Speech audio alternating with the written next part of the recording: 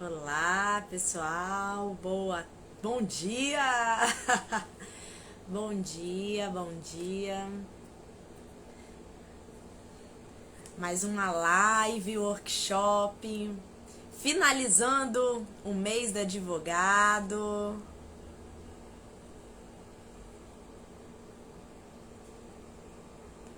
Chamando aqui o Mário, contador, que vai ser hoje o palestrante desse workshop. Bom dia, Mário! Bom dia, tudo Bom bem? dia, tudo bem? Vamos esperar o povo chegar. É isso aí, é isso aí. E aí, como estamos? Já findando a semana, né? É verdade, a semana passa rápido, o mês passa rápido e as obrigações que chegam para a gente pagar chegam rápidas, né? Não É passa, não, elas verdade, chegam rápidas. Né? é verdade. E Então, nessa quinta-feira nós estamos com o último workshop desse mês com relação ao mês do advogado. aham, E a nossa live da semana passada foi uma live que teve muito, mas muita procura, porque as uhum, pessoas chegaram e estavam precisando realmente de saber, queriam saber, queriam se inteirar a respeito dessa, do que elas têm realmente direito enquanto pessoas físicas, profissionais liberais. uhum. Então, nada mais justo do que nós repetirmos essa live agora. Não vai dar nenhum problema, vai conseguir ficar salva aqui. Aham. E, Mário, é um prazer estar aqui com você, fazendo novamente essa live para Igualmente. instruir, né? Igualmente, é um prazer meu, tá? Prazer é meu de poder compartilhar junto a você e os seus seguidores, os meus seguidores também, uma matéria de grande importância, porque a, a, o trabalho como contador, e eu já tenho aí um, uma jornada bem Caminho grande, longo, né? Uma jornada já bem traçou um grande caminho muito. nesse caminho, né? Então a gente pega bastante experiência e a gente procura nas nossas transmissões, no nosso trabalho, tocar justamente naqueles pontos principais que trazem ou que causam mais dúvidas para as pessoas, tanto os profissionais liberais que trabalham como pessoa física, quanto aqueles que são obrigados ou querem ou desejam abrir uma PJ. Sabe? Então, esse trabalho e a live de hoje, segundo a sua proposta, ela direciona para esse assunto, né? Essa proposta da live, da palestra, né? E a gente está aqui de coração aberto, de peito aberto, de sorriso nos lábios, para poder compartilhar aí com todos que quiserem, né, desejarem. E também eu tenho o meu perfil no Instagram, né, Contador Mário Vieira. Se alguém quiser buscar mais informações, procure lá. Eu estou aqui sempre aberto, né, a dialogar, a orientar, independente de qualquer coisa, sendo meu cliente ou não, tá? A gente conversa. Então, a experiência ao longo dos anos me fez ter essa iniciativa já há uns tempos de levar até o público esse conhecimento, compartilhar esse conhecimento que eu sei que qualquer pessoa, inclusive os autônomos em geral, né, que eu disse até na live passada, os taxistas, os pintores, E, Mário, só um os... minutinho antes de você iniciar. Sim. Pessoal, vocês que estão na nossa live, vocês que conhecem algum profissional liberal, algum empresário, o intuito da nossa live é passar informação, orientação para você que é microempreendedor individual, para você que é um profissional liberal, para você que hoje tem algumas dúvidas na constituição de uma pessoa jurídica. Nós vamos aqui, eu juntamente com o contador Mário, ele vai especificar qual regime tributário é melhor. Você, enquanto profissional, profissional liberal, você deseja ali constituir uma empresa? Será que é bom? Será que não é bom? Você vai recolher o imposto de renda com pessoa física, com pessoa jurídica? Como que você vai fazer? Nessa live, todas essas informações. Ah, Mário! Então pessoal, manda aí o aviãozinho para os seus seguidores também, para que eles possam ser informados. Mário, tem muitas perguntas que eu fui recebendo durante essa semana. Tranquilo. E vamos iniciar essa live aí com as perguntas. E eu queria que você me falasse a respeito da constituição de pessoa física, pessoa jurídica, para o profissional liberal. O que você aí pode começar a dar essa informação para nós? Sim, muito boa. Eu, como profissional liberal que sou advogada, eu tenho pessoa jurídica, mas alguns colegas não têm. Como que, será que é necessário mesmo? Explica pra gente. Eu quero também aproveitar, né, de falar sobre a doutora Larissa, né? Ela tem um escritório de advocacia e faz um relevante trabalho, e eu tenho acompanhado e recomendo realmente que vocês entrem lá no endereço dela, no perfil, e acompanhem as matérias que ela lança lá. Muito importantes para todo esse conjunto de espectadores ou telespectadores, né? Entendeu? Os seguidores nossos. Fico feliz. Fico feliz. Se nós, enquanto profissionais, não entendermos o nosso cunho social também de prestar informação, né, Mário? Claro, é necessário. Claro, é óbvio. Chega num ponto, eu no meu caso, por exemplo, que eu penso, nós não vamos levar nada desse mundo. Então a gente tem que compartilhar com as pessoas, né? Mas eu vou começar dizendo o seguinte: o tema que você me enviou é de regularização, é justamente a pergunta que você fez, né? Como faz? Normalmente, o profissional se forma, qualquer que seja ele, e se entende como profissional liberal ou de profissão regulamentada, qual seja aqueles que são obrigados a registrar no CRM, no CRC, na OAB, no CRO, no CREA.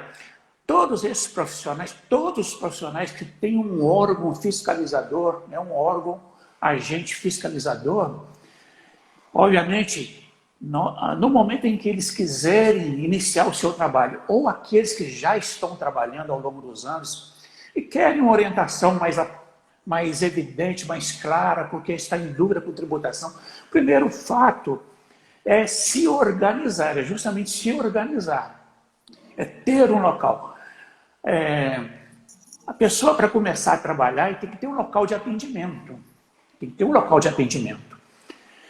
E, normalmente uma sala, um consultório, um escritório, né?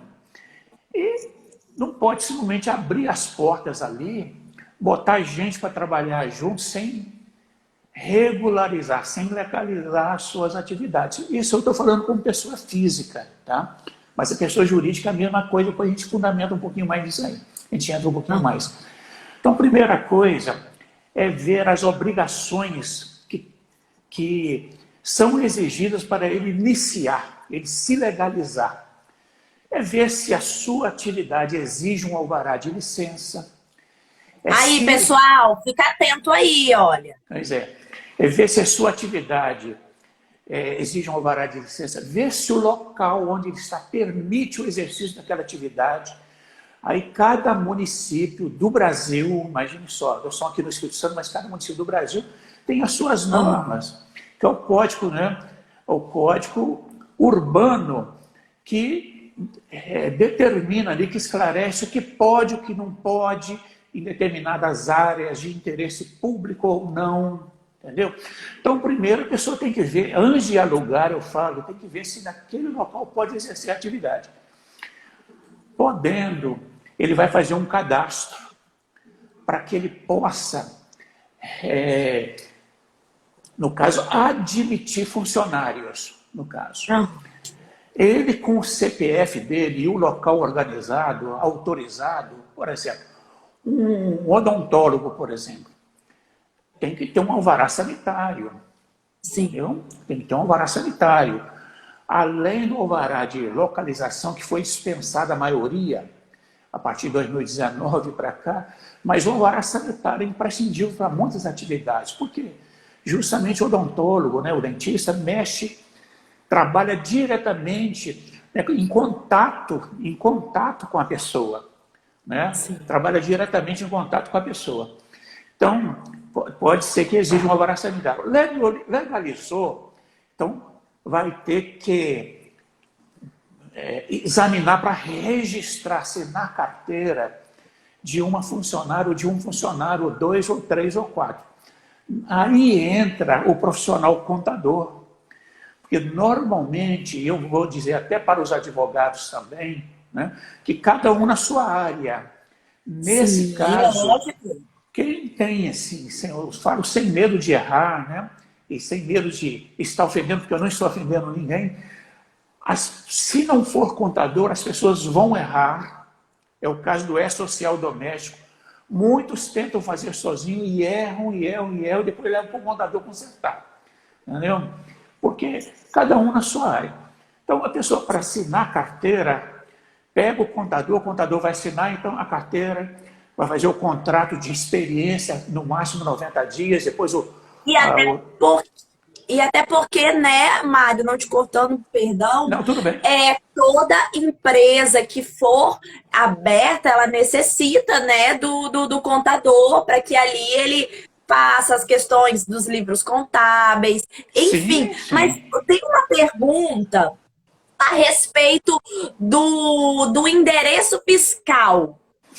O endereço fiscal, ele não pode ser utilizado para qualquer profissional, né? Haja vista que nós temos ali a questão de até inclusive para licitação, né? Empresas que licitam, elas têm que ter ali toda a sua documentação, alvarás, regularização no corpo de bombeiro. Isso, pessoal, só para que vocês entendam, nós estamos falando da regularização ali da pessoa física e da pessoa do profissional autônomo, da pessoa jurídica, dos mecanismos ali para que nós venhamos a ter um trabalho regularizado. Correto. Olha, Larissa, quando a pessoa escolhe um endereço, ele pega o IPTU do local e faz daquele endereço a sua sede social, o seu endereço de trabalho, o seu endereço de prestação de serviço, o seu endereço de vender mercadoria, o seu endereço de industrializar, né? De produzir. Esse endereço é o endereço fiscal da pessoa, tá? É o endereço fiscal.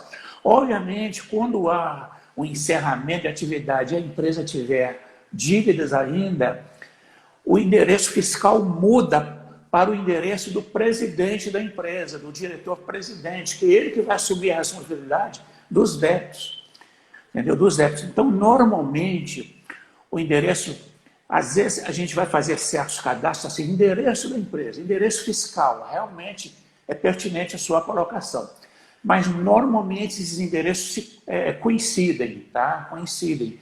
Sendo o mesmo local. O que a gente vê é que, por exemplo, alguns profissionais liberais, eles se juntam, né? E como esses profissionais, alguns, eles já têm alguma MEI constituída, então o que acontece? Eles utilizam o mesmo espaço. Contudo, eles ali, alguns, eles pegam o endereço para apenas uma correspondência, mas a gente vê que ali pode ter alguns entraves também, porque nem sempre esse profissional, ele tem uma sala, ele tem... Às vezes é uma situação que nós estamos falando que no início, né, é muito mais Comum. complicado, né? São estágios. Pois é, justamente. Veja bem, a gente tem casos em que o profissional ele já está há muitos anos num determinado endereço e cede para outros colegas até para minimizar o valor do aluguel, o valor da secretária, o valor... Então, o que tem que acontecer? Primeiro, um contrato entre as partes. Ou um contrato de comodato de cessão gratuita do espaço, ou um contrato de locação. E, no caso de prestação de serviços em geral, o município normalmente não proíbe que tenham 2, 3, 4 empresas. Óbvio que a fiscalização vai examinar se permite ou não. Mas no mesmo local existem vários médicos, por exemplo, que dividem o consultório, principalmente dentistas, dividem o consultório com outros profissionais. O profissional está ali, ele não é funcionário daquele dentista que é proprietário lá, não. Inclusive, que eu oriento, faça um contrato de locação, receba aluguel mensal, faça um contrato entre as partes, quais são os direitos e deveres de cada um, para que não dê vínculo empregatício no futuro. Pega testemunha, 2 testemunhas, e cada um vai cuidar da sua vida ali, cada um vai atender os seus próprios clientes e vai ter seu próprio contador. Agora, o que acontece é um endereço virtual e não fiscal, tá? É um endereço virtual. Existe em muitos lugares, isso aí é moda, e tem muita gente ganhando muito dinheiro com isso, tá? No Brasil todo. O cara teve uma ideia interessantíssima, inteligente. Ele tinha lá via que muitas pessoas tinham dificuldade de arrumar endereço para aluguel muito amplo. Tinha lá um salão muito grande, fez as divisórias direitinho, foi na prefeitura, regularizou aquilo tudo, e então loca mensalmente para qualquer pessoa que quiser colocar a empresa naquele endereço virtual, que seria o endereço fiscal. A pessoa está trabalhando em casa, e aquele endereço é só para receber correspondência, como você disse, tá? Como você disse. O dono desse imóvel, normalmente, ele se encarrega de entregar as correspondências direitinho para que a pessoa possa, em dia, que a pessoa possa acompanhar o que está sendo cobrado dele. Então, vai lá uma notificação da Receita Federal. Então, a pessoa do local onde está usando, comunica imediatamente com ele. Está aqui uma notificação da Receita Federal, ou municipal, ou estadual. Entendeu? Então, nesse caso, a pessoa física tem que ter esse endereço, sim, e normalmente é um endereço onde presta serviço. Você vai no consultório, você vai num escritório de advogado, é ali que ele faz serviço. Normalmente, quando usa o endereço virtual, quando a pessoa está começando, né? Não tem ainda condições de ter seu local próprio, né? Seu local próprio, aluguel altíssimo, caríssimo, né? Vamos à segunda pergunta aqui. Mário, teve uma pergunta de um dos nossos seguidores, ele perguntou o seguinte: a empresa a empresa dele não funciona mais e está inativa. E ele quer saber como que ele deve proceder. Agora. Sim. Ele Olha bem. Dúvidas frequentes. Sim, tranquilo. Isso aí é comum, é do dia a dia, realmente. Né? As pessoas, infelizmente, né, não dá... A falta de informação, por isso, que... às vezes a pessoa entra com tão boa vontade ali de abrir seu negócio, com tanta expectativa, com tanta esperança, né? É a vida dele que está ali e a coisa não dá certo. Isso entra na área de serviço, na área de comércio, indústria e tudo. E, às vezes, não pagou, não regularizou seus impostos, porque existe obrigação, as obrigações principais das pessoas jurídicas, e as pessoas jurídicas têm que obedecer o mesmo critério dos profissionais liberais de se legalizarem também, ter um endereço, buscar todos os alvarás necessários, ver se o município exige esse ou aquele, alvará de bombeiro, alvará sanitário, se for o caso. Aí, ter o contador, fazer um contrato social, passar pela junta comercial, Receita Federal, através de um contador. Mas aí é o seguinte, não deu certo, tem dívidas. Ou às vezes não tem nem dívida, ele largou para lá. Só que existe um negócio chamado obrigação acessória, que nunca prescreve. Que nunca prescreve. Em tese, nunca prescreve, tá? Chega num ponto que a Receita Federal, por exemplo, ou municipal ou estadual, a pessoa tem tanto tempo que não mexeu com aquela empresa, eles vão lá, desativa e pronto. Mas aí não é o legal, que a pessoa às vezes não consegue tirar uma certidão, tá? Negativa. Então, se está devendo, não, se está paralisada, inativa, e quer acertar, aí tem que acertar ou para dar sequência ou para encerrar. Normalmente é para encerrar. Aí, Até porque, né, Mário, se essa empresa estiver ainda ativa, tiver seus débitos, e essa pessoa que no primeiro momento é ali a pessoa jurídica, mas que está cercada de dívida, vai influir na pessoa física quando ele tiver que fazer qualquer situação a respeito lá da receita, sacar um FGTS, seguro-desemprego, enfim, isso vai influenciar. É verdade, é um problema tremendo, porque a pessoa está lá com a empresa que está inativa, arruma um emprego, sai do emprego, quer sacar o fundo de garantia ou o seguro-desemprego, não vai poder porque ele é sócio da empresa que está com um problema na Receita Federal. Então, não tem condições. Teria que, olha bem, a orientação é que se a pessoa começou um trabalho desse, tem lá seu contador, combina com ele, olha, eu vou parar minha atividade, não posso dar baixa agora, que fica muito caro, vai dando manutenção, eles chamam de manutenção. Vai dando manutenção, vai fazendo a manutenção mensal e anual para mim. Ao invés de você me cobrar X, você me cobra Y, né? Ao invés de você me cobrar R$1.000 por mês, você me cobra R$100, 150, ou R$200, só para você dar manutenção. Aí o contador vai fazendo aquela manutenção mensal e anual, até porque o profissional ele não é obrigado a fazer aquilo também gratuitamente, né? Digamos assim, mensalmente, anos e anos, né? Normalmente, quando a pessoa, eu sou contador de muitos anos, quando a pessoa para lá e some, o contador também para de ir. Até porque chama a pessoa para conversar. A pessoa já sumiu, foi para o exterior, sumiu. Você não tem como. Você faz um comunicado, um AR para a pessoa ou uma publicação. Fala, olha, está paralisado suas atividades. Agora você vai dar multa depois.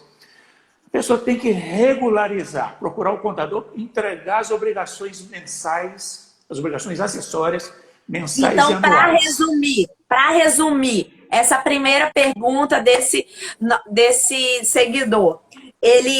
A empresa dele está inativa, ele não sabe o que fazer. Então, primeiro passo, entre em contato com o seu contador, converse com ele sobre a situação, se ele vai apurar se há débitos para que haja quitação. Caso você queira manter ela estacionada, vocês vão realizando ali o pagamento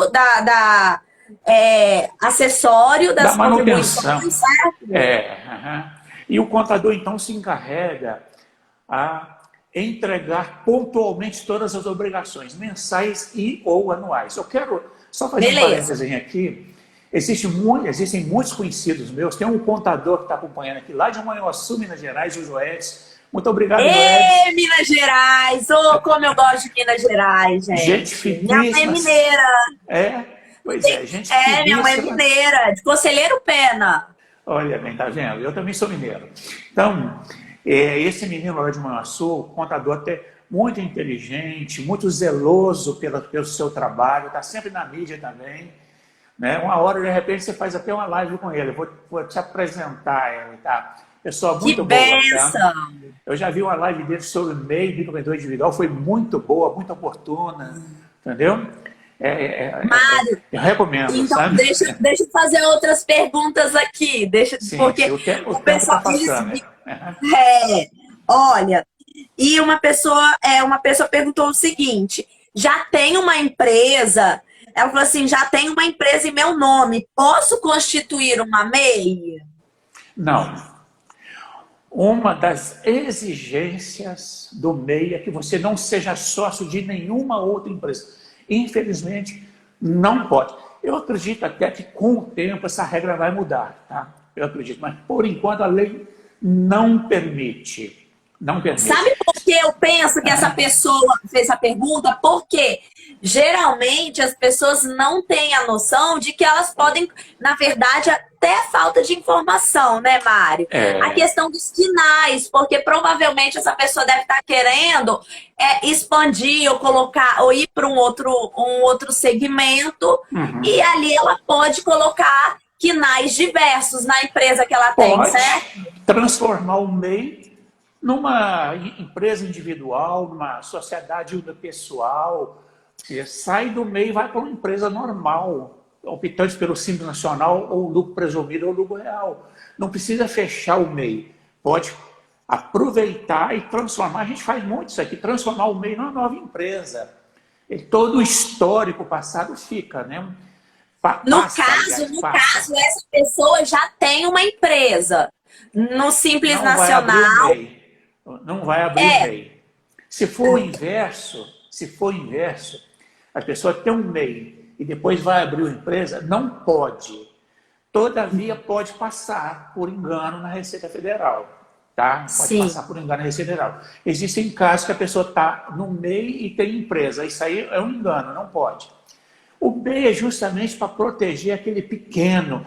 Não tem tem a finalidade de regularização, de regular, vai ter uma situação regular diante do governo. Não é para a pessoa enriquecer através do MEI. Então, quando a pessoa extrapola aquele limite, lá de R$ 81.000 ano, que vai passar para 130 aproximadamente, né? Quando a pessoa extrapola, ele já tem condições de se estabelecer de uma forma diferente, tá? Entendeu? Então, pessoal, fique atento. Você que tem um MEI, você quer migrar aí para o Simples Nacional, para o lucro real presumido, ok. Mas você que tem uma empresa, quiser abrir um MEI, não pode. Não vai poder, Outra não vai permitir. não vai poder. Olha Uhum. só, Mário, outra pergunta. Meu sócio tem 1% da empresa. Ele precisa fazer declaração de pessoa física? Olha, eu ia dizer, uma coisa não tem nada a ver com a outra, mas eu vou dizer, uma coisa tem a ver com a outra. Vou trocar aqui a colocação, não é?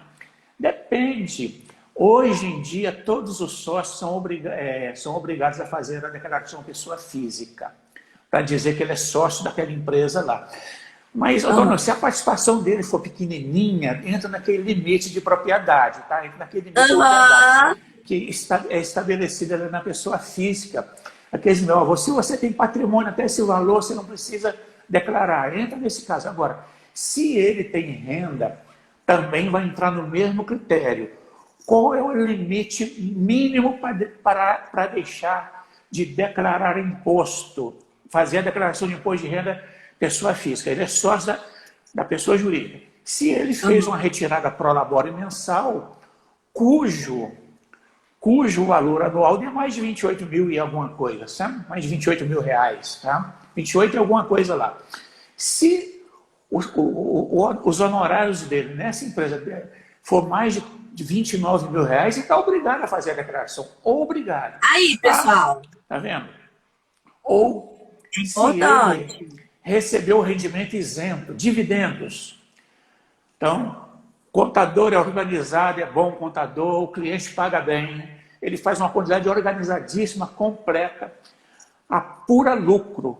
Quer dizer, aí distribui dividendos. Esses dividendos, por enquanto, desde 1995, tá? E até então, não são tributados novamente, porque já tributou na pessoa jurídica, não teria que tributar. Estou falando de dividendos e não de honorários. Tá? Os Sim, honorários são tributados sim. normalmente. Estou falando de dividendos. Uhum. É uma boa saída para a pessoa. De repente, ele já tem emprego em outro lugar, tem aquela empresa e diminui os honorários dele ali e recebe como lucro em dividendos. Aí, ótimo. O que não pode deixar de fazer a retirada pro labore, se ele for gerente principalmente, não pode. Então, Ou se ele tiver. Então, resumindo, ele tem 1%, se ele estiver recebendo até o teto, até 8 28 mil. mil, isso aí, então ele vai poder, ele não vai necessitar fazer essa declaração. E se ele também não recebeu concomitantemente dividendos, que é rendimento isento acima de 40 mil. Ou É um, isso aí. ou o outro, ou os dois, tá? Casos, ou as duas É porque situações. a gente observa também que, em decorrência de alguma. Infelizmente, né, Mário, nós temos visto que há sim alguns empresários que têm feito algumas manobras até para poder, né, direcionar e sair ali das suas obrigações. Contudo, a gente aqui nós temos que expressar para vocês que estão vendo a live a necessidade da regularização, porque isso influencia em você enquanto empresário, enquanto contribuinte, para que você possa ali ter uma possibilidade futura de fazer um financiamento de uma casa própria, fazer um Isso financiamento aí, isso aí. de um terreno, porque o imposto, a declaração é necessária, né, Mário? Ainda que Sim, para ele que tem a gente que. comprove renda, Muito né? bom, tem que ter subsídios, quais sejam as rendas dele, ou prolabore, que são os honorários, ou dividendos. Então, ele recebendo da empresa, ele vai lá, compra um imóvel, um carro, uma fazenda, e tem que justificar de onde veio o dinheiro, de qualquer forma.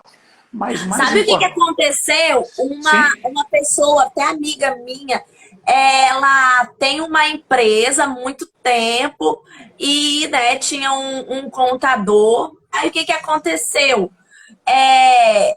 Não estava sendo movimento. retido é, do própria maquineta. Havia um problema ali, houve um problema na contabilidade da maquineta. Então, isso trouxe um prejuízo para ela enorme. Então, é importante a gente entender, você que trabalha com máquina de cartão de crédito, que você tem que formar isso para o seu contador, para que Importantíssimo, ali não venha importantíssimo. receita bater na porta, né? Importantíssimo, porque eu vou tocar no assunto rapidinho, fazer um parênteses.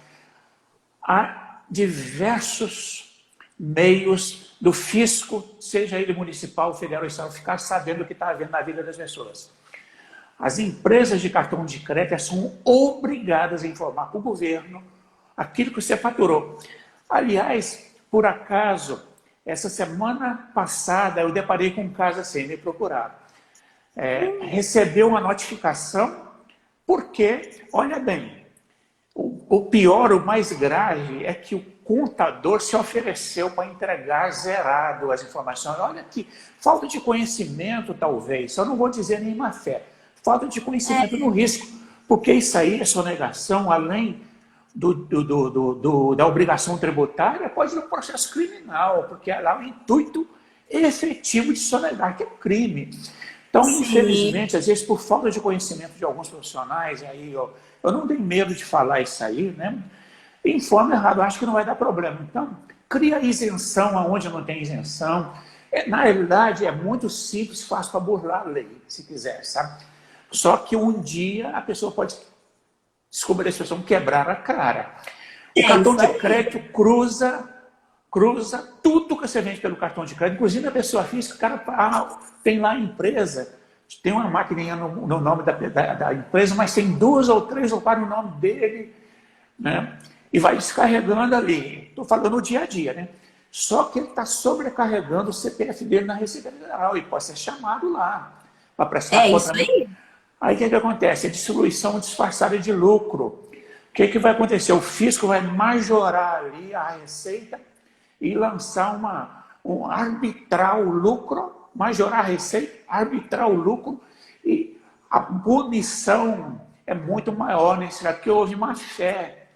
Não é um pagamento de multa espontânea, partiu do fisco, então o fisco está punindo. Pode dar uma multa, além da multa de mora de 20% mais os juros, uma multa de 150% como multa punitiva. Você entendeu? É Olha complicado só. isso aí. É complicado isso aí. Hoje o banco cruza, as imobiliárias mandam para a Receita Federal, os bancos mandam para a Receita Federal, as empresas de seguros mandam para a Receita Federal. O contador, normalmente nós somos dedos duros porque nós somos obrigados a entregar o seu movimento agora. Se a pessoa tira a maquininha de cartão de crédito lá, Vendeu, vendeu, vendeu. Acontece demais no Brasil todo. E não passou pelo ticket da máquina fiscal, vai dar essa diferença. Está acontecendo assim. Eu vou te contar, em cada 10 casos de empresas, 5 do Brasil estão acontecendo isso aí. 50%. É muito grave isso aí, inclusive. É, Que a sim. pessoa vai deixando para depois, vai deixando para depois, depois a bomba estoura. Aí surge o nome da empresa, surge o nome da pessoa. Não, e ainda, isso é um caso concreto que eu estou trazendo para vocês, pessoal, para que vocês entendam a importância de vocês verificarem isso, de vocês procurarem um profissional que realmente esteja apto, né, Mário? Porque é muito Claro, grave. claro. Outra circunstância que aconteceu, a pessoa ela trabalhava, tinha uma situação financeira até boa, só que no imposto de renda ela sempre declarava como isento. O que que aconteceu? Foi, olha só, gente, Uhum. precisou fazer um financiamento, era uma pessoa assim, profissional liberal, ganhava muito bem, precisou fazer um financiamento, não foi aprovado. Por quê? Não Não tinha tinha renda. comprovante. Não tinha renda. Então, para você ver a necessidade. Aí, numa situação É. dessa, Mário, o que que você indica? Aí, pessoal, ó, chama os amigos de vocês, as dicas que nós estamos dando, a orientação jurídica, isso é muito importante. Então, fala para os nossos seguidores. Você, pessoal, você é uma pessoa, um profissional liberal, um empresário, estava declarando sempre como isento. E agora? O que que faz, Mário? Pois é. A pessoa tem duas opções: ou continuar correndo risco e levar uma facada depois, uma punhalada depois. E lá em Minas Gerais o pessoal fala de punhal, né? Entendeu? Quando você fala assim, eu vim acertar as contas, pode sair correndo que o cara está com um punhal na mão. Só um adendo. Quando eu vou em Minas, aí quando eles falam assim, não é ali, ó, é logo ali, você pode preparar para andar. O ali do Sim, Mineiro sim. é longe. É Ai, que pertinho, pois é. saudade das minhas Minas Gerais. Pois é, terra muito boa. Fui criado lá. Nossa, maravilhoso. Mas o que acontece? Nesse caso, a pessoa tem que escolher acertar, querer acertar. E ela vai ter Então, que pagar multa, né, Mário? eu conheço um caso, um amigo meu, profissional liberal também, que ele chegou num ponto e falou assim, poxa, eu não gostaria de ter sonegado, eu quero acertar o passado. É Aí isso ele aí. levou para o contador, nesse caso não era nem meu cliente, tá? Levou para o contador, era pessoa física, profissional liberal, pagou carnelião, apurado pelo carnelião, os impostos, o INSS, pagou 5 anos para cá, fez a renda dele e dali para frente ele pagou direitinho. Agora, partiu dele querer acertar, ele quis acertar. Quando a pessoa está nessa situação, eu aconselho que o nome vai sujar. O nome é sujar. Desculpa. E hoje em dia a Receita Federal tem mandado protestar a dívida também. Pega lá a certidão Tem de sim. dívida e protesta. Entendeu? E às vezes encaminha para órgãos de inadimplência que cadastra a pessoa lá. A pessoa fica suja em tudo quanto é lugar. Então, pessoa, qual que é o certo? Procurar um profissional de sua confiança, que seja bem falado na região como bom profissional. Mesmo que pague mais caro um pouquinho, não tem problema, você vai estar na mão de um bom profissional, para ele ou regularizar dali para frente, se vocês quiserem esquecer o passado. Agora, você está esquecendo, o fisco pode não ter esquecido, tá? O fisco pode não ter esquecido, mas se você quiser esquecer o passado e fazer dali para frente, você vai, à medida que vai passando, vai prescrevendo o passado, porque dali para frente você está certo. Todavia, a escolha não é nossa, não é do advogado, não é do contador, a escolha é da pessoa. Cabe a nós, profissionais, tanto a Larissa como advogada e eu como contador, né, orientar o que é Sim. correto fazer. Agora, quem faz a escolha é sempre a pessoa que necessita está enfrentando o Eu problema. costumo fazer o seguinte, Mário, ainda mais nós, inclusive, já pegamos várias demandas de contadores Porque o que acontece? O contador, ele acaba sendo acionado judicialmente. Por quê? Porque às vezes o cliente, ele quer fazer por si e acaba o contador que assina ali as notas, né? Que assina Corresponsável. ali. E o que acontece? Acaba entrando no bolo. Então, a Sim, nossa sim. orientação é o quê? Que você instrua o seu cliente, é que você passe para ele ali as diretrizes e peça para ele assinar, para que ele assuma ali o O risco da risco. atividade Aham. que ele queira, porque você está instruindo para que ele faça de forma correta. Lembrando que há uma corresponsabilidade, isso é certo. Então, é importante que nós, enquanto profissionais, sejamos ali diligentes ao prestar informação. E caso o nosso cliente, obviamente, né, a gente não tem o poder coercitivo de chegar e falar assim, não, você deve fazer de uma forma. A orientação é dada, né?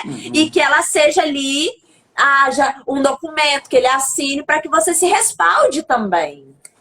Vamos lá, É, outra pergunta aqui. só responder uma pergunta aqui do contador de Manhuaçu, e tem o Kleber, também contador aqui em Vitória, está acompanhando.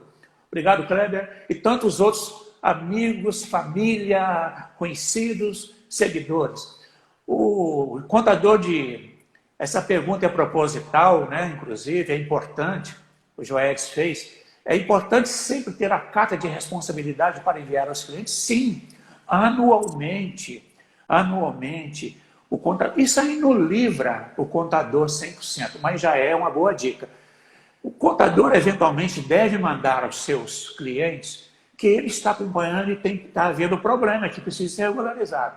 Manda, hoje tem e-mail, tem WhatsApp, salva aquele Sim. WhatsApp ali, entendeu? Se resguarde aí, salva aquela mensagem direitinho, baixa lá, grava, faz um arquivo no computador, num pendrive, das mensagens que você está mandando, salva direitinho, faz lá o print da tela, manda e-mail, por quê?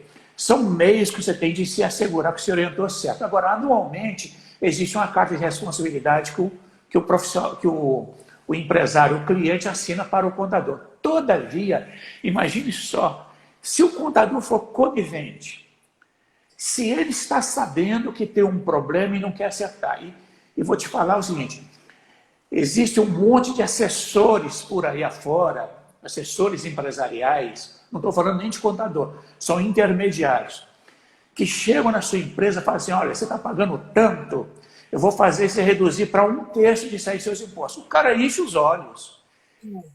Aí o contador, nesse caso, sabendo disso, tem que comunicar ao seu cliente, o problema é seu, você quer fazer, o problema é seu, É isso está aí. aqui. E chegar num determinado ponto, se a coisa estiver tão ruim, que o contador preferir não ter mais o cliente e mandar uma carta de responsabilidade para ele. A responsabilidade é sua, não Mário, minha. é muito diferente.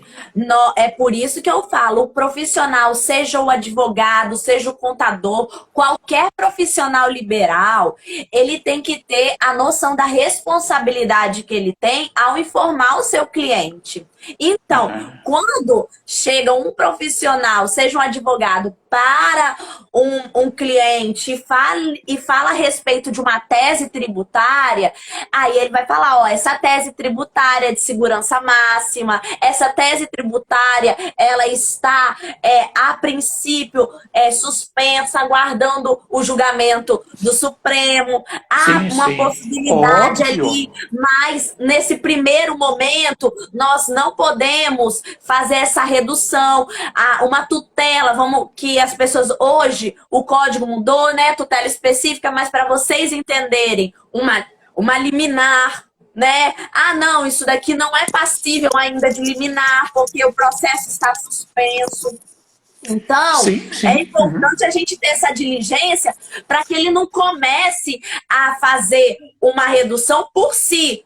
Um caso de uma tese máxima, Mário, é do ICMS da base de cálculo PIS/COFINS Claro, do claro. faturamento. É diferente. E é uma Sim, sim. tese, e é uma Legal, tese né? que aí, Legal. ó, ficou anos e anos para que Debater, é essa verdade. tese pudesse ter hoje o cunho de segurança máxima. Então, uma pessoa aí que tem uma empresa, um seguidor nosso que tem uma empresa no lucro real e presumido, vocês têm uma tese de segurança máxima que vocês podem aí utilizar para a exclusão do ICMS da base de PIS e COFINS do Claro. faturamento da empresa. Muito bom, é isso aí. Aí entra a figura do advogado, né, do profissional da área jurídica. Claro que se Aí, for for, mais né? uma pergunta aqui, Mário. Sim. Olha só, ele abrir a empresa esse ano, qual a declaração ele deve fazer? Ele perguntou. Pois Ele é, abriu esse ano. pois é, olha bem, cada caso é um caso. Se você abriu a empresa esse ano, você tem um contador, obrigatoriamente, aquilo que eu falei no início. O contador Sim. vai examinar a sua situação. Você é optante pelo Simples Nacional, é optante pelo lucro presumido, é optante pelo lucro real. Por quê? Existem obrigações mensais e ou anuais, dependendo da sua opção tributária. Normalmente existem obrigações anuais para empresas do Simples Nacional e algumas mensais. A maioria das outras empresas com outro sistema tributário, lucro presumido, lucro real, existem obrigações mensais obrigatórias, sempre existirão, e anuais. Então, por isso que a figura do contador é importante aí, que o contador que está obrigado a examinar cada caso e orientar, e fazer, não vai nem orientar o cliente, que não é o cliente que vai fazer, quem tem que fazer isso é o contador.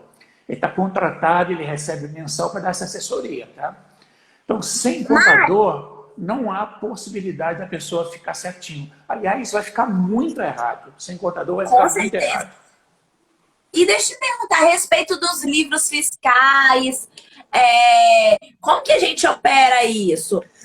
Essa é uma dúvida, assim, Aham. minha. Sim, sim. A maioria dos livros fiscais, hoje em dia, são feitos eletronicamente. Por exemplo, se falava muito no livro diário. Eu comecei a fazer livro diário na base da prensa, ainda igual engenhoca. Eu não sou igual engenhoca, é verdade. Não. A maioria dos contadores não sabe o que é isso, porque não viveu esse pedaço, na base da prensa ali. Eu não vou entrar em detalhes aqui, né? E o que acontece? Esses livros, uma boa parte deles tem que ser autenticados anualmente. Já faz o próprio sistema que o contador tem, conectado ao sistema do Estado Federativo, à Receita Federal, ao ente municipal também. Então já está ali, já manda. Hoje, por exemplo, na maioria dos estados, eles não exigem mais livros de registro de entradas, saídas, porque o próprio Sintegra, o próprio Registro Social já acopla todas essas informações. Uma boa parte dos estados não exige mais livro de registro de entrada, livro de registro de saída, livro de registro de inventário, entendeu?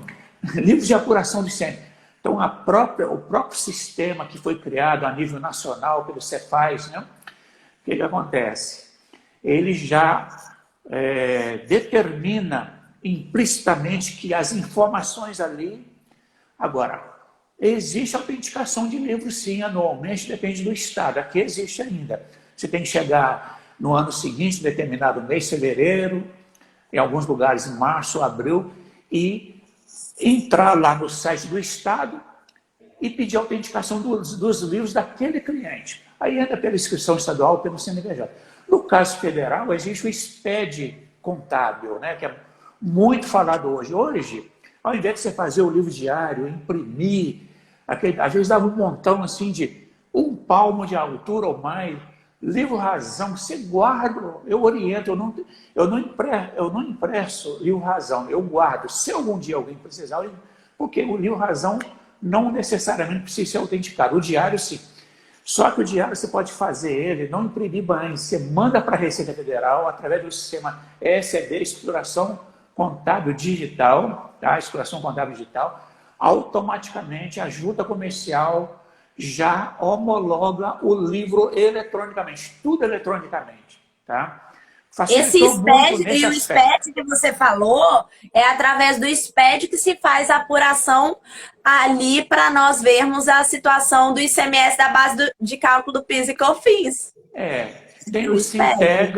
Sintegra, e o que se fala muito é do SPED agora, foi criado, né, um sistema inteligente federal, estadual e municipal de cruzamento de informações. Entendeu? Então, por esse sistema, as pessoas já prestam todos, então vai acabar essa burocracia de livro, já está terminando. Antigamente eu escriturava livro de nota por nota do contribuinte, se era isento, se era tributário, se era substituição tributária. Agora, o contador tem que estar atento à legislação do seu estado, do seu município, porque Importante. e do Brasil, porque é o seguinte, existem empresas do Simples Nacional, por exemplo, ou o lucro presumido, ou o lucro real. O PIS e COFINS, por exemplo, e às vezes o ICMS é pago por substituição tributária. Se o contador tiver desavisado, ele vai mandar tributar outra vez. É isso aí. Tributária, Eu já peguei uma situação dessa, Mário. Tá vendo? Nossa! Tá vendo? Isso acontece muito, então você está vendo que é verdade o que eu estou falando aqui. O PIS/COFINS, existe um regime concentrado de tributação. Você ali como intermediário, você não tem que pagar outra vez. Se o contador tiver desavisado, ele vai preencher ali remédio, farmácia, dá muito disso aí, inclusive, combustível e outras coisas, esse tipo de situação, né? Entre aspas, regime concentrado. Concentrou no primeiro que vendeu, na indústria ou no primeiro distribuidor. Mas se o contador tributar ali, ele está tributando duas vezes. Não tem muito jeito legal de diminuir o imposto do cliente se o contador estiver atento quanto a essas informações. Entendeu? Isso aí. Mário, já estamos nos encaminhando para o fim da nossa live. Uma última pergunta aqui. Quais as vantagens de constituir a pessoa jurídica? Você poderia hoje falar para nós aqui? Eu precisaria de 1 hora a mais para falar, sabe? Toda vez eu vou simplificar em 3 minutos. Olha bem, quando a pessoa trabalha como pessoa física, profissional liberal autônomo, dependendo da receita dele mensal e dependendo das despesas que ele tem, a alíquota vai ser de 27,5%. Digamos que a pessoa ganha aí 10 mil por mês, 20 mil por mês, e não tem despesa nenhuma. Vai julgar lá, obviamente, 27,5%, não dá 27,5% porque tem as deduções, vai cair para 22 e 20%, mas é muito alto assim mesmo. Se ele montar uma empresa, uma pessoa jurídica, dependendo da situação, ele começa com 6%. O caso do advogado, dos advogados, começa com 4% pelo Simples Nacional, 4,5%, desculpa, pelo Simples Nacional. A única coisa aí que prejudicou os advogados é que ele não tem a isenção patronal do INSS, sobre o prolabore dele e sobre a folha dos seus funcionários. Mas começa com 4,5%, é um negócio a examinar. Acontece muito com os profissionais de saúde.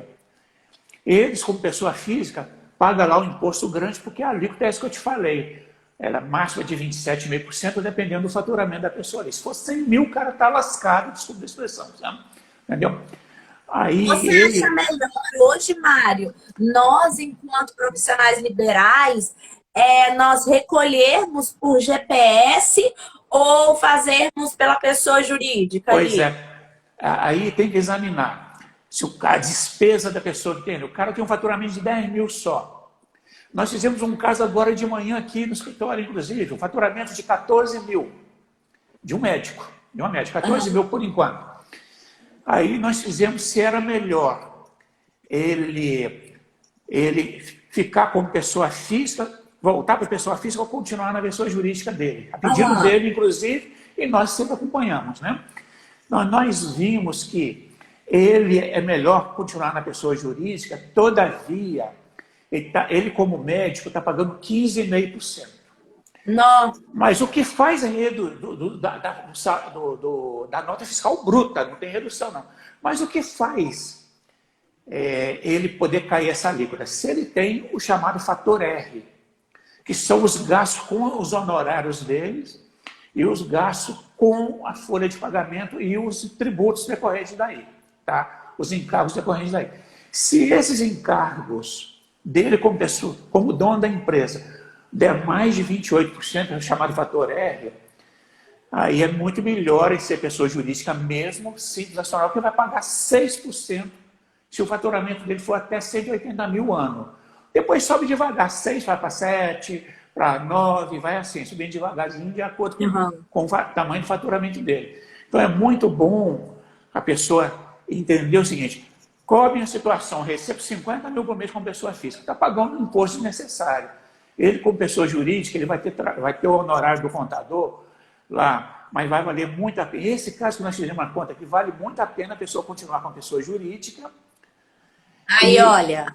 Aumentamos o prolabore dele legalmente, os honorários dele. Tem uma funcionária, nós aumentamos os honorários dele. O fator R dele vai dar 35%, é muito acima dos 28%, ele vai cair a libra dele para 6%. Mas aí o cliente tem que querer isso. Nós vimos aqui, comunicamos o cliente e ele certamente vai ter uma reunião. Ofereci para fazer uma reunião para orientar mais detalhes, porque o contador não conhece essas nuances, sim, né? Essas alternativas. Nós estamos aqui. O intuito da live é informar, é passar essa orientação, mas óbvio, pessoal, nós temos que entender cada caso, né? Cada caso específico, ele tem ali um direcionamento. Nós estamos falando num geral. No geral, hoje, o senhor informa e orienta que nós constituamos uma pessoa jurídica. Dependendo do seu faturamento mensal, sim. Se o seu faturamento for 5 mil, 6 mil mensal, aí é muito melhor. Até 10 mil, talvez, é muito melhor ficar com pessoa física, tá? Dependendo dos gastos. A questão, Mário, é porque muitos contratantes, eles querem a pessoa jurídica. Pois é. Hoje em dia, os contratantes não são bobos para não dar vínculo empregatício. Eu vi uma matéria desse, até lancei lá no meu perfil, né? Uma matéria disso aí.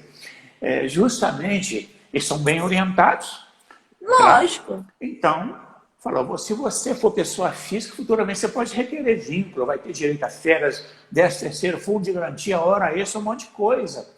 Então, você constitui uma pessoa jurídica aí. Agora, o que tem havido de erros é o cara é funcionário mesmo, está ali, para evitar assinar carteira, manda o cara constituir um MEI, por exemplo. Isso está errado, isso aí é lesão ao direito trabalhista. Tá? Isso, com certeza. Gente, eu costumo falar o seguinte, o direito do trabalho, ele é diferente do direito civil, se complementam, mas tem um fato importantíssimo. No direito do trabalho, você pode ter todas as documentações, falando o que você fazia, falando o que você não fazia, falando isso, aquilo. Só que, no direito do trabalho, a busca é pela verdade real. Então, o que se concebe é o quê? Através das testemunhas, através ali, se houver a necessidade, vamos colocar, você tem um trabalho, pratica um trabalho insalubre, faz uma perícia, entendeu? Claro. Então, é diferente de um contrato, de um estabelecimento, de um vínculo ali de contrato na esfera civil, que você comprou um imóvel.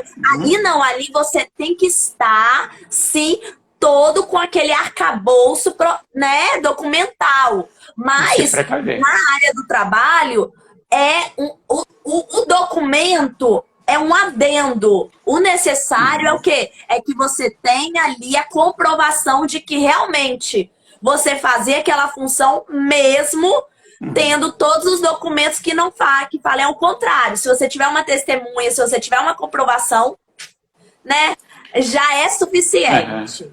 Eu vou te sugerir como tema para uma próxima live, se você desejar, sobre, por exemplo, brasileiro que sai para o exterior, como ele legaliza a saída dele.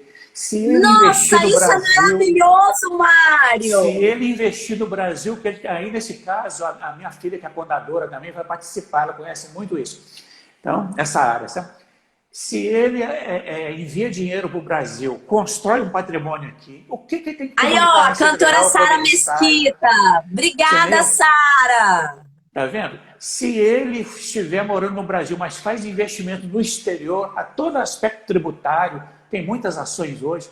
Então, esse é um tema muito bom para falar para o pessoal. E o outro tema muito bom é sobre holding. Claro que nós não podemos... Holding, maravilha! Fazer a holding para a pessoa através da live, não tem como. Mas orientar as formas que a pessoa tem legalmente de proteger o seu A patrimônio. blindagem patrimonial, né, Mário? E dinamizar depois, ele irá evitar custos se ele vier a falecer, na transmissão de propriedade por morte, etc. Né? Evitar custos, porque aí, entendeu? Não tem que ficar pagando caro num processo de inventário. Desculpe você, advogada, né? Mas você, como advogado, e eu, como contador, a gente está aqui para orientar isso. E é um tema importante. Mário, as pessoas, eu gostei do que você pontuou, porque lá no nosso escritório, eu chego e os meus sócios, nós fazemos o seguinte: quando o cliente vai até nós, eu já cansei de falar, falei bem assim, ó, o seu caso não comporta uma ação agora, em decorrência disso, disso e disso. Por quê? Porque eu acho que nós, enquanto profissionais, nós temos um dever precípuo, que é o quê? De informar e de informar de forma correta. Por quê? Ética. Isso é ética profissional, isso é probidade, isso é você gerar no seu cliente uma confiança. Teve uma cliente que chegou até a mim e falou assim: ai, doutor, eu quero fazer. A gente sentou, eu conversei com ela, mostrei o panorama da situação, falei assim: nesse momento não é prudente que entremos com essa ação. Isso, muito bom. Te parabenizo por isso. Te parabenizo por isso. Mas, Mário, eu vou ser sincero.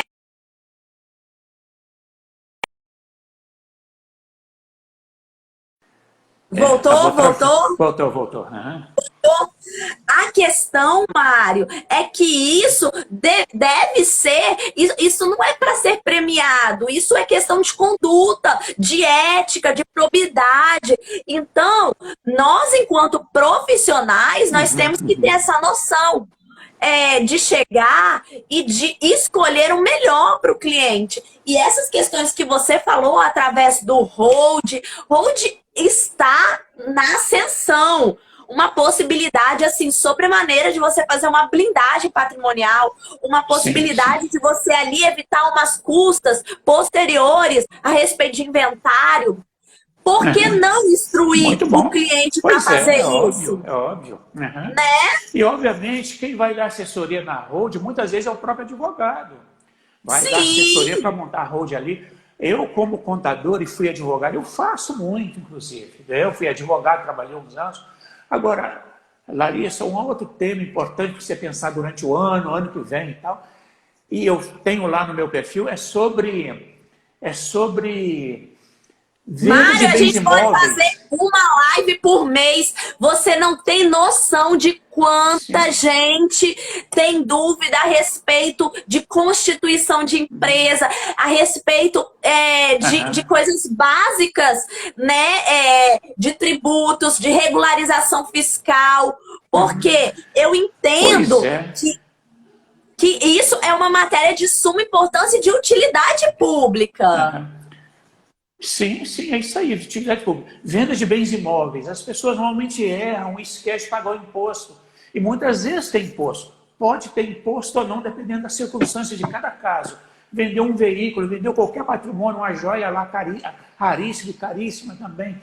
Então essas coisas, cabe uma live específica para cada coisa, certo? Aí, ó, a Sara chegou, a cantora Sara Mesquita, chegou e falou: gostaria de sugerir direito do trabalhador.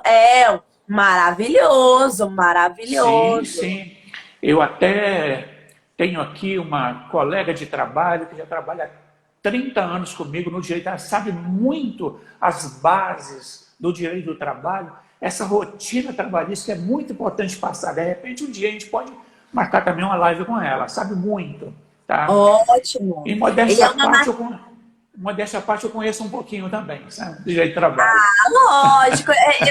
Por isso que eu chamei você, um profissional super competente. Eu acho que nós, enquanto operadores do direito, porque o senhor também é um advogado, hoje mais atuante, obviamente, como contador. Nós temos que estar, sim, cercados de profissionais bons. É isso que eu falo para os meus funcionários lá na Nunes e Pimentel. Nós temos que proporcionar para o nosso cliente o quê? A resolução do problema dele, né? Se nós, enquanto escritório, não entendermos que esse é o ponto primordial, nós estamos pecando. Mesmo assim, vocês contadores, né? Sim, Tem uma sim, é área de verdade, atuação não há essa dúvida. que vocês são mais fortes, aquilo que vocês Claro. quiserem, outras áreas que já é um outro colega. Assim a gente também faz e proporciona solução jurídica. Muito bom. E hoje em dia, você falou aí, mas hoje eu não sou advogado mais. Eu até dei o senhor é contador. Eu sou só contador. Qualquer questão jurídica aí já é com a doutora Larissa. Mas, Mário, muito obrigada. Foi assim, uma live esclarecedora. Vamos ter mais, com certeza. Eu queria deixar para você falar suas considerações finais, já agradecendo, né, a sua disponibilidade, a sua aula que nos deu hoje, mas fala para mim. A minha esposa entrou ali agora, eu vou puxar a orelha dela, que entrou no final, hein? A minha esposa Ana Maria. Oi, tudo bom com a senhora? Ana Maria de Oliveira. Eu vou puxar a orelha dela, que entrou só agora. Doutor Roberto Gotardo. Doutor Roberto Gotardo, um amigo, um profissional excelente, um advogado criminalista, especialista em direito penal militar. Gente, que é raro. Faz júri. É raro, né? É raro. Nossa, é um excelente advogado. Também ele é conosco, um dos nossos associados lá na Nunes e Pimentel. É bênção demais. Que bênção, que bênção. Olha, eu agradeço a todos, a minha família que esteve presente aí, meus amigos, meus colegas do Brasil todo, as pessoas que me seguem, as pessoas que te seguem, os seus clientes, seus amigos. Muito obrigado a todos. Nós temos muita coisa boa para ir passando para vocês. Olha bem, é utilidade pública isso aí. Tá? Claro que se alguém quiser alguma coisa mais detalhada, aí entre em contato com a gente que a gente vai conversar. Né? Tanto na área jurídica, com a doutora Larissa, e comigo na área contábil, tá bom? É só nos procurar. Um grande abraço para vocês, bom dia. Gente, fiquem com Deus. Muito obrigada. Obrigada, Mário. Esse foi o nosso workshop do mês do advogado, para informar vocês, advogados, outros profissionais liberais. Fiquem com Deus e tchau, tchau. Tchau, muito obrigado. Tchau.